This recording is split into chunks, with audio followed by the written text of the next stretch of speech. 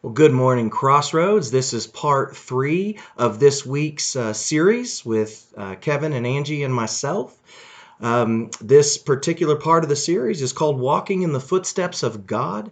And so, getting a chance to talk to you today about the patience of God, that love is patient, therefore God is patient, right? So going off of what Kevin has said and what Angie shared with us about sitting in prayer and letting God examine us. And so bringing all those things together to talk about what does it look like to live out the patience of God? What does it look like for you and I to put the patience of God into action in our life, in our faith, in our families, and in our entire world? And so I want you to go to Mark chapter 9. This is actually a text that I opened up a few weeks ago with our youth group and kind of had been going through it and looking at it with them. And I want to do that again with you. And so we're going to be in Mark chapter 9, verse 17 through 21. And this is a story where a group of people are having a hard time. Well, a guy has brought his kid to be healed and actually have a demon taken out of him. And he's brought the kid to the disciples, and the disciples can't get the kid out. And so here's the encounter, verse 17. A man in the crowd said, "Teacher, I brought you my son, who is possessed by a spirit that has robbed him of speech. Whenever it seizes him, it throws him to the ground. He foams at the mouth, gnashes his teeth, and becomes rigid. I asked your disciples to drive him out, but they could not." "O unbelieving generation," Jesus replied, "how long shall I stay with you? How long shall I put up with you? Bring the boy to me." So they brought him. When the spirit saw Jesus, it immediately threw the boy into a convulsion. He fell on the ground and rolled around, foaming at the mouth. And Jesus asked the boy's father, "How long has he been like this?" "From childhood," the father answered. So there's a couple of things that I want to tie into last week, right? Last week I gave you one word, and the word was watch. To go into your world and watch for places where the love of God is needing to break in, where the love of God is needed in the lives of people, right? And so Jesus, here he is. Once again, he's watching, and he sees this turmoil that is happening in a conversation with his disciples. And Jesus actually started the conversation by saying, "What are you guys arguing with them about?" And this guy spoke up and gave his side of the story. And so, first of all, Jesus is watching. The next thing, I want you to put yourself in the Father's place, right? Um, as you put yourself in the Father's place, I want you to feel his tension. I want you to feel his frustration. And I also want you to realize that Jesus sees him. Jesus acknowledges him and his need, right? So that's what's happened so far. Then verse 22, it goes on. "It has often thrown him into the fire or water to kill him. But if you can do anything, take pity on us and help us." "If you can," said Jesus, "everything is possible for him who believes." Immediately the boy's father exclaimed, "I do believe. Help me overcome my unbelief." When Jesus saw that a crowd was running to the scene, he rebuked the evil spirit. "You deaf and mute spirit," he said, "I command you to come out of him and never enter him again." The spirit shrieked, convulsed him violently, and came out. The boy looked so much like a corpse that many said, "He's dead." But Jesus took him by the hand and lifted him to his feet, and he stood up. After Jesus had gone indoors, the disciples asked him privately, "Why couldn't we drive it out?" And Jesus replied, "This kind can come out only by prayer." Okay, so there's this engagement, and the first part of it that happens is the man's basically says, if you can heal my son, please do. Basically the point is your disciples couldn't, but if you can possibly heal him, please do. And Jesus says, if you can, question mark. That's what my teens used to say, right? If you can, question mark, right? And he says, you know what? It's not on me. It's not on the Father. You need to believe.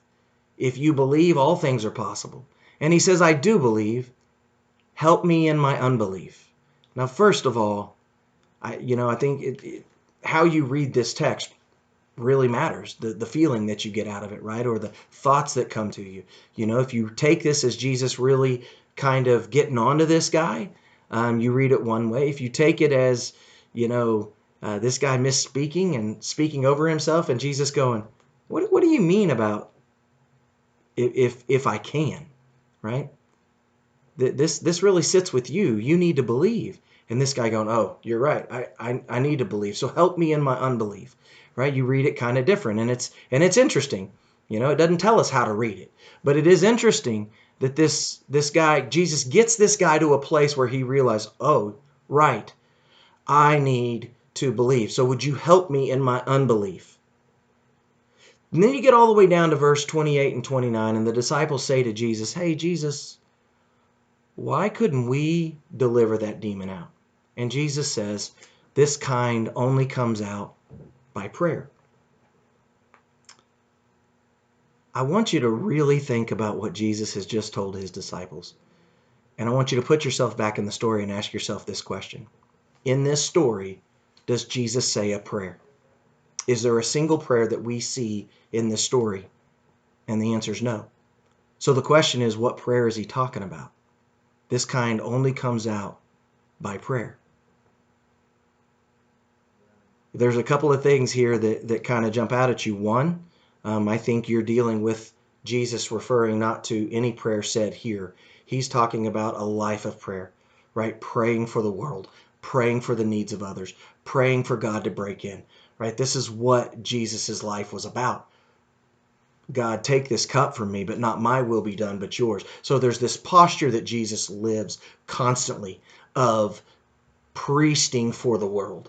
And Jesus goes, man, this kind of demon only comes out with prayer. That type of life-consuming prayer for others. And so as we think about that, and we think about Jesus telling us, man, this is a lifetime of prayer. It's an entire life posture of prayer. It kind of brings us to what Angie talked about on Wednesday with the prayer of examine. And when you get to the prayer of examine, you understand that that what that whole process is about is bringing yourself fully to the table, letting God examine you, but also then opening yourself up so that you can receive God's goodness, God's love, and God's encouragement and challenge to you, to your life, and to your faith, and then go back into your world and give what you've received. I remember watching this principle play out. I remember watching it play out one time with my son, and we were actually at a hospital, and my son, we were praying for somebody who was there, and my son asked if he could pray, and I said sure. And he actually what he said was, Dad, can I start the prayer and you finish it? And I said sure. And so he goes and he prays this prayer that is just dynamic and incredible. And I'm listening to him, and it got to the end, and all I could say was amen, because my son had prayed everything that needed to be prayed. And I remember walking out of the hospital with him, and I said, son, that was a really good prayer. It was very powerful. And he said, Dad, I've just gotten better at being able to articulate my words and say things better, in situations like that. And I said, son, that is part of it, but do you understand that there's a little more to it? And he goes, I don't know. I don't know, Dad. And I said, well, I want you to think about this. You and I pray all the time, right? Jesus Christ, Son of God, have mercy on me. Those of you that know me know that that's often how I pray, just receiving mercy from God. And I said, I've taught you to pray like that, right? And he said, yes.